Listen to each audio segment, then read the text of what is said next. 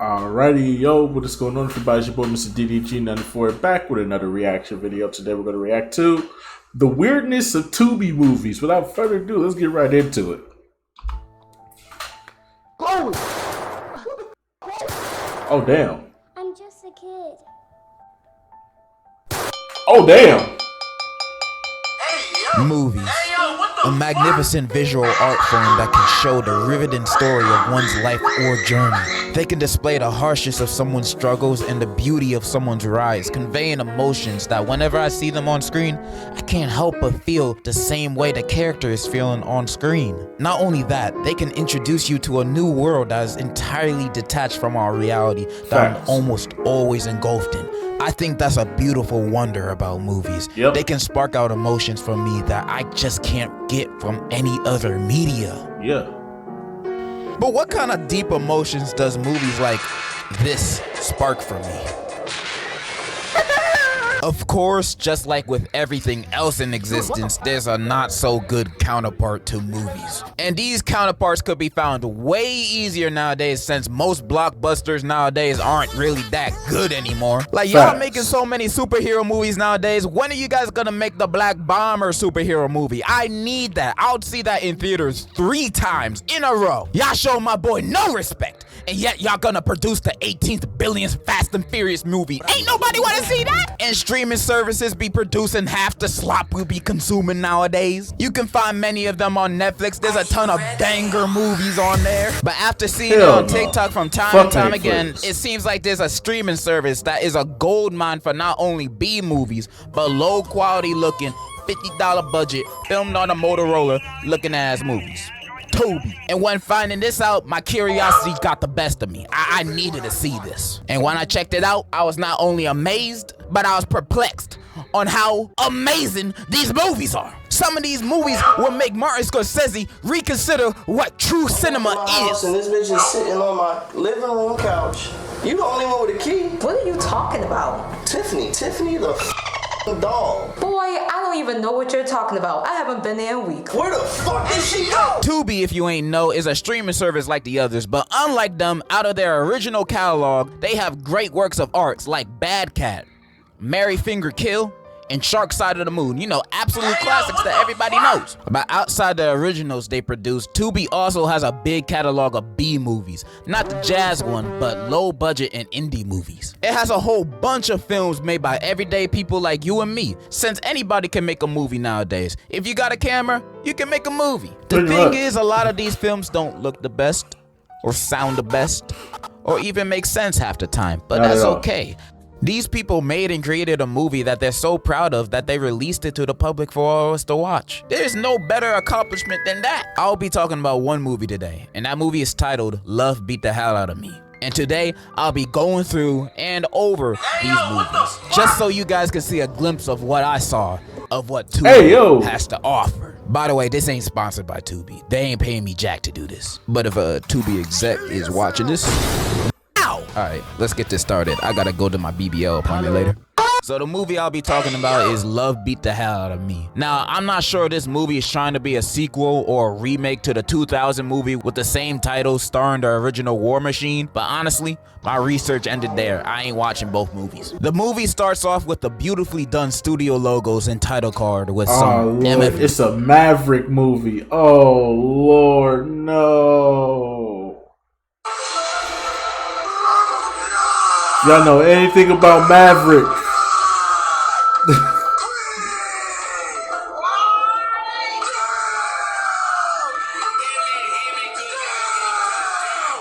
shit is a 2-pack of ass.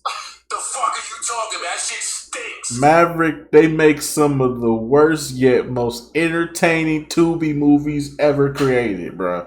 Doom song playing in the background. I don't know, I've only heard him from TikTok. And right at the start, we get introduced to our 2 main characters doing it. Okay, why start off a movie with a sex scene? Why? You instantly make it awkward when I'm with my family. Anyways, our 2 characters, Renee and Antonio, are happily married. They got a kid and they're doing fine, I guess. Then we cut to Antonio's job at his office and he already acting like a demon.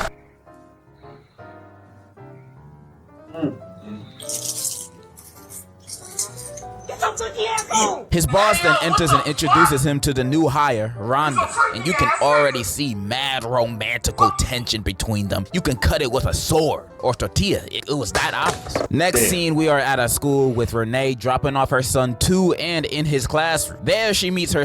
Bro, this is like a YouTube skit. What the fuck is this, bro?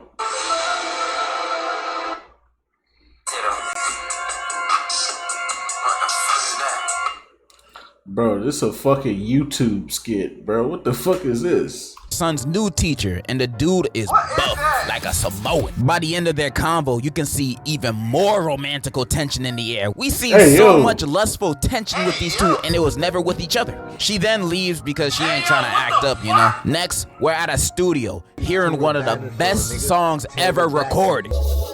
Sitting in my crib, trying to get blown. Niggas need to understand my shit just flows. Like the breeze off the fucking lake. I got this dope shit uncut, make your ass lose. So this dude is Renee's brother, and apparently this is Antonio's studio. And they're all a part of this music group. I forgot what it's called. And Antonio invited some fine singers to help him record a song. I mean, Chocolate can get it. Chocolate can definitely get it. You some freaky ass nigga.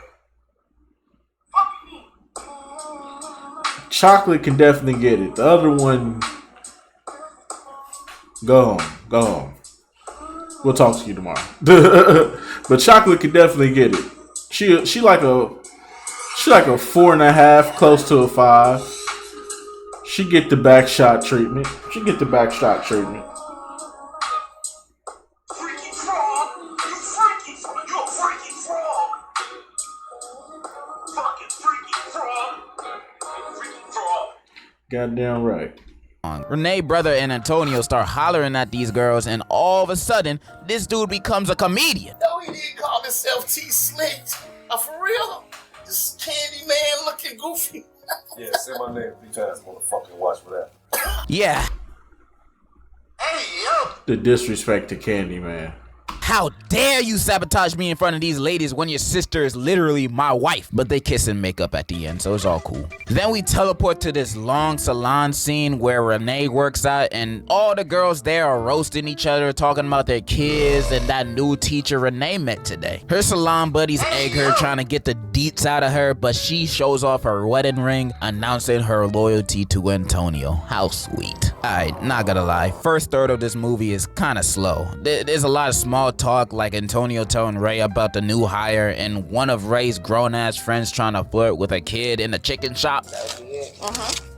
Hey, got an ID? You can go home with me, fool. It ain't. Hey, for a second, I thought that was old girl. Y'all know who I'm talking about. Old girl that be in them skin bowl video. You know, the one that got her hair. You know what she do. Don't act like you don't know. You some freaky ass nigga. Don't act like you don't know what that girl do. That one girl that be having her hair cut low, be blonde and shit. You know what I'm talking about. Y'all know what she do. I forgot her name. Y'all know what I'm talking about. She thick.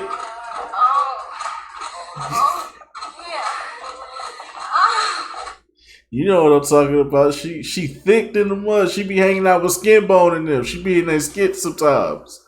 She thick, and she got the blonde hair and shit.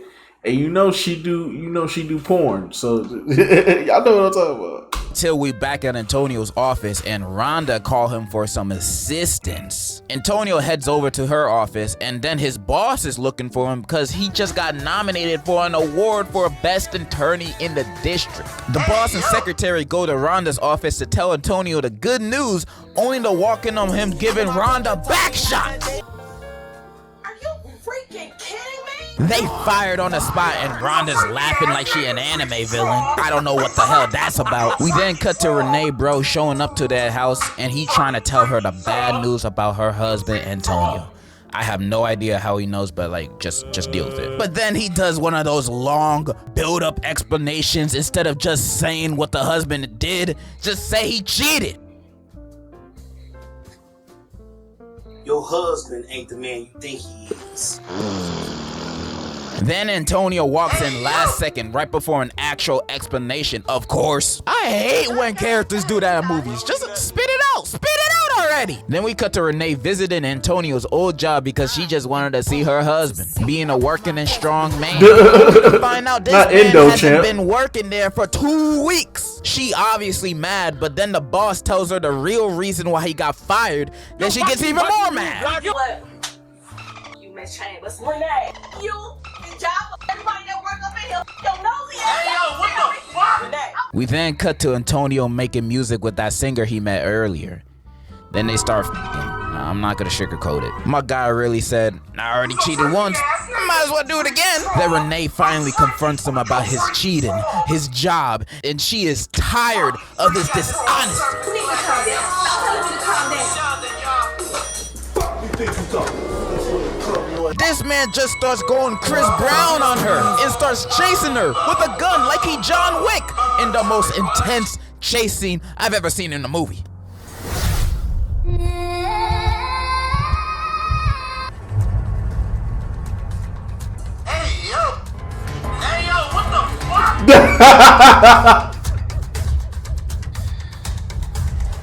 Why he running like that? She falls and he brings her back home and threatens her, saying, you better not leave me or I'm gonna go crazy.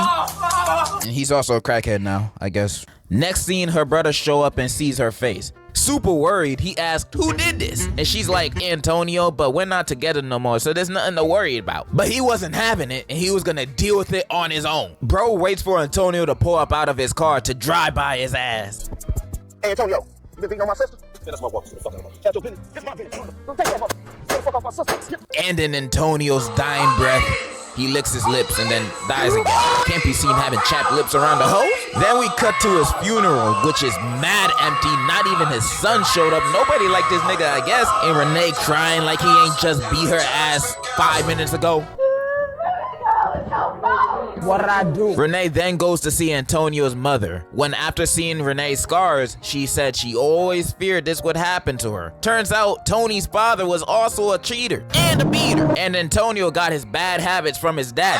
She begs for Renee to leave Antonio, but Renee says she can't leave him because he threatened her. But he was just at his funeral. He dead now. What are you gonna do? Slap you from the grave? Like, that's just ridiculous. Tony's mom then recommends her to at least leave the house while he's still there. And then she proceeds to think about her son's teacher that she spoke to for like 30 seconds. I didn't know you guys had that kind of relationship already. Anyways, we go to the next scene at night to the singer girl appearing to be catcalled by some random homeless dude. Only for him to be Antonio? What the fuck? What the fuck? What the fuck? What the fuck? What is this movie? What is this? What the fuck? What the hell? Oh my God, no way. What the fuck is that? What is that? What the fuck is that?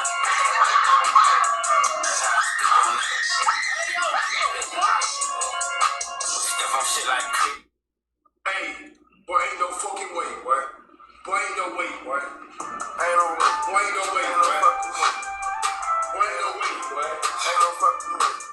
Boy, ain't no way, boy. Boy, ain't no way, boy. Ain't no way.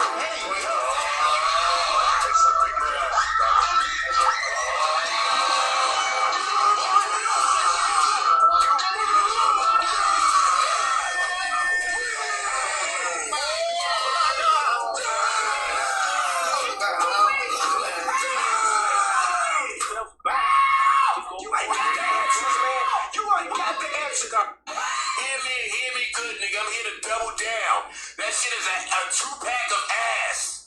The fuck are you talking about? That shit stinks.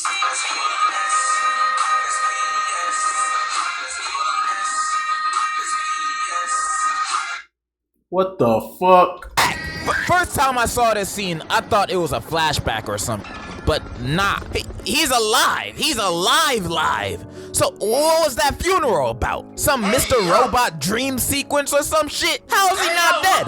I mean, from what I found out later on in the movie, he ain't from Wizards of Waverly Place. So how he came back to life? And the movie never explains this.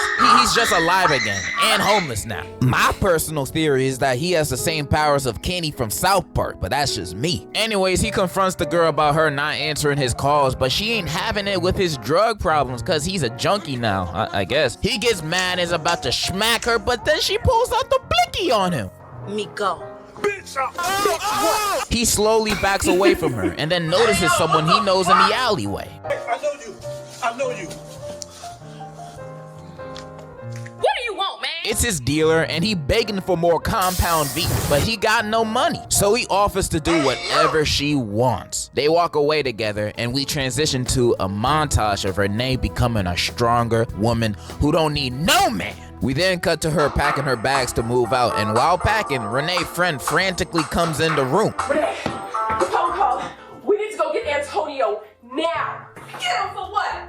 Like I said, we need to go get Antonio. And she does one of those things where she don't explain why she has to do it. She just says, there's no time. Like, nah, you gotta explain why I need to save my abusive husband, cause I will never be in the mood for that. Renee eventually agrees to go, and as they looking around for him, they pull up to a trap house, and then her friend like, nah, let's just get out of here and call the police. This place ain't safe.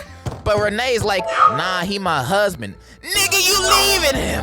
Both of them go inside and Renee's friend starts tripping for good reason, saying again, this ain't safe because there's literal junkies walking around, and why we doing all this for him? Then Renee says, look, I just need to know. I just need to know what he's been up to. know what? He had a crack house. That's an obvious sign to know what he's been up to. Facts. What the fuck do you need to go in there for? What the hell do you need to go in there for? Renee's friend is spitting wisdom while Renee herself is spitting dumbasser. Anyways, they find Tony and he acting like his usual self ever since he died. Antonio! Damn! Who the fuck coming in my crib? He start begging her to come back and Renee just staring at him for a little bit and she just says, let's get out of here. She's seen everything she needed to see. Then why the hell y'all here? What the hell you expect it to look like? To him to be the kingpin of the house? They leave and then he chases them and then we transition to a murder scene and it turns out Tony's drug dealer died of an overdose and they suspect her boyfriend of doing it. Now, they haven't even identified her body yet, so I don't know how they know she has a boyfriend. One of the cops walks outside because he keeps complaining about the stink of the body. Damn! Please get that dead body out of here. He then sees a group of young African-American men hanging out minding their own business, and then the woman cop sees this and is like,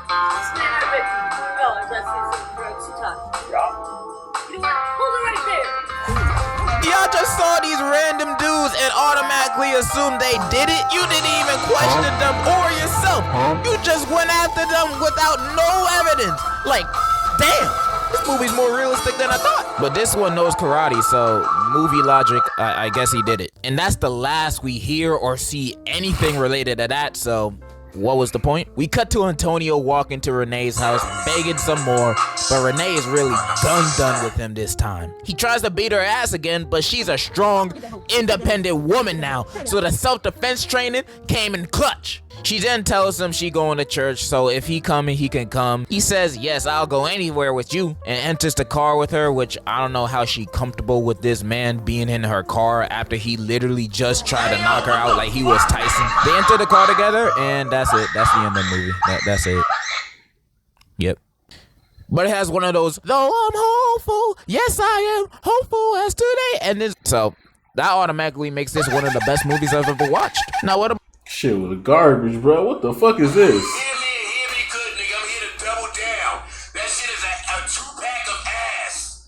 The fuck are you talking about? That shit stinks. My thoughts on this movie. This? I thought it was pretty gosh darn entertaining. Sure, it had its mishaps like having a slow first 20 minutes, but overall, I freaking loved it. And I'm never gonna judge the acting of these types of movies. I think that just comes with the Tubi package. But the writing in these movies always takes a turn in a direction that I'll never predict by the time I'm at the end of the movie. Like, who the hell this guy robbed? But I love movies like this. They're fun to watch, and I bet the people who are making it had fun making it too. Now, I'm not gonna fuck around and say this movie's amazing or anything, up there with the likes of Citizen Kane and Date movie. But if you're looking for something stupid, fun, and entertaining to watch, I recommend this. Hell no. Shit is garbage, bro. Hear me good, nigga. I'm here to double down. That shit is a 2-pack of ass.